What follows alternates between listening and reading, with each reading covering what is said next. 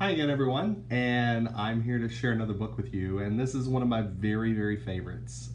It's called Andrew's Angry Words, and it's by Dorothea Lachner. And one of the things that I really like about this book is it's so true. It's so true in the things that it says and the things that happen in the story. All of those things actually do happen. So I want you to listen and I want you to think about, how words can really pile up and really cause a mess. So let's listen to Andrew's Angry Words.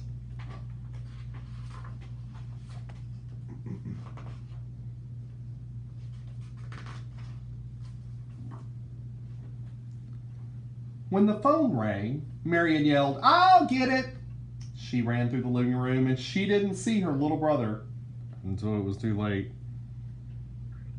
Bam! Andrew and all of his books and toys went flying. And I know this has never happened to any of you. "Watch it!" yelled Andrew. And then he shouted the ugliest bunch of angry words anyone has ever heard. Right away, Andrew wished he hadn't said them, but it was too late. The angry words were out, passed along to someone else.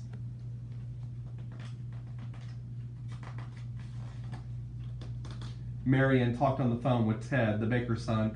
"I'm sorry, Marion," he said, "but I can't take you out for ice cream today. I had to work."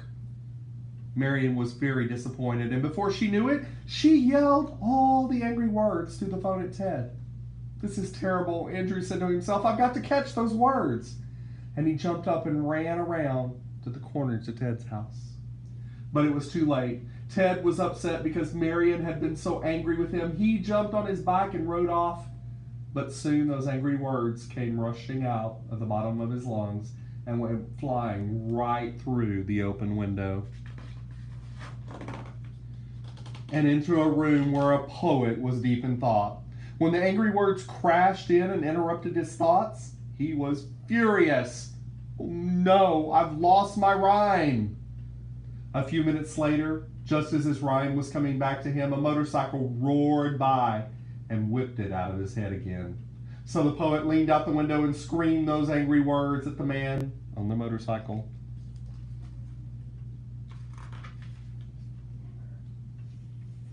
The man on the motorcycle was late for work, so he took a shortcut. But Princess Priscilla was taking her morning ride and had to go slow down. At first he was annoyed, then he got impatient, and then he got so exasperated that the angry words came rushing out and hit the princess in the back of the head. Princess Priscilla rode along until a huge dragon blocked his path. He was very hungry and wanted a delicious horse for breakfast. But the princess refused to give up her horse. She scolded the dragon and shouted the angry words right up to his face. This made the dragon so angry, he lost his appetite and flew off. Meanwhile, Andrew was still trying to come up with the angry words. He had chased them from person to person and place to place, but he was always too late. And Andrew flew through the clear blue sky. He saw the dragon, and he could tell that the dragon had angry words, but not for long.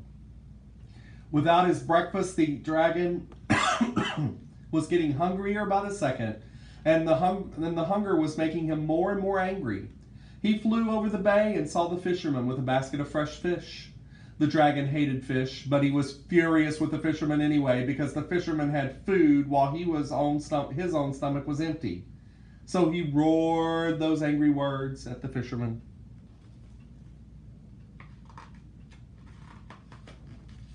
When the fisherman got back to port, he went to the market. The words the dragon had dumped on him were still ringing in his ears, but he was trying to forget them. Then a lady dropped a pumpkin right in front of him, and he nearly tripped over it. "Hey, watch out," he yelled. "I could have hurt myself. Those things are dangerous. Why don't you be more careful?" And the fisherman stamped and shouted and sputtered until every last nasty, angry word lay there, quivering on the ground.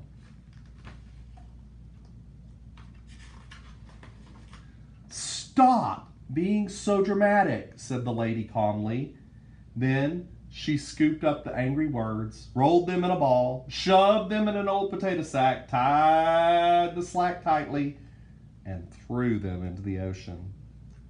The sack twisted and jumped and bubbled and hissed, and the fish and crabs and starfish gathered round. The octopus got scared and sped away in a cloud of ink, but the sack soon lay still, and all the creatures went back to their business. Back on shore, Andrew arrived at the market, all out of breath. The lady told him how she had put an end to the angry words. "Thank you very much," said Andrew. "It was nothing," said the lady. "Here's a present for you. These are all the kind and happy words I know. They're nice words. Hold on to them, and you'll fly all the way home." As he flew over the sea, Andrew tossed some of the nice words to the fisherman and threw another little piece to the dragon, who was so happy that he danced an elegant rumba in the air. Andrew shared his gift with Princess Priscilla, who smiled a regal smile, stood up on the horse, and did a circus trick for him. When Andrew got back to town, the man on the motorcycle stopped to let him cross the street. Andrew gave him some nice words too. When the motorcycle sped off, it went vroom. But to Andrew, it sounded like, "Thank you." Andrew waved as he flew past the poet. "Here are some nice words," called Andrew. "I hope you can use them." The poet smiled and instantly began to compose the happiest poem ever written. And the boy at the bakery, when Andrew gave Ted his share of the wonderful present, Ted decided to take the afternoon off, just like that. Ted stuffed his treasure in his pocket, raced home on his bicycle, and phoned Marion. "Hello, Marion. It's me, Ted. Would you still like to go out for some ice cream?" Marion felt a big warm smile coming through the phone at her. And of course she said, "Why, I'd love to."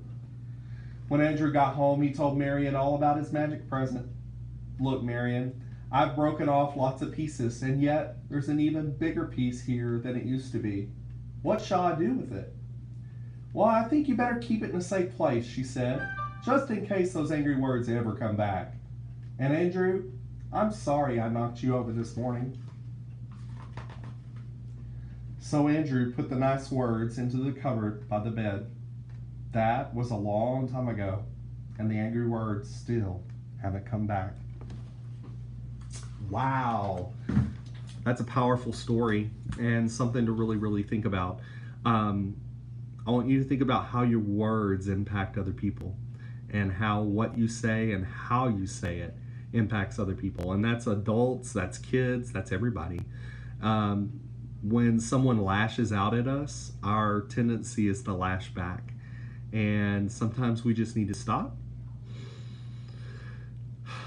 take a deep breath, count to 10, and realize that we're in control of our mood. We're in control of ourselves. We're in control of our actions.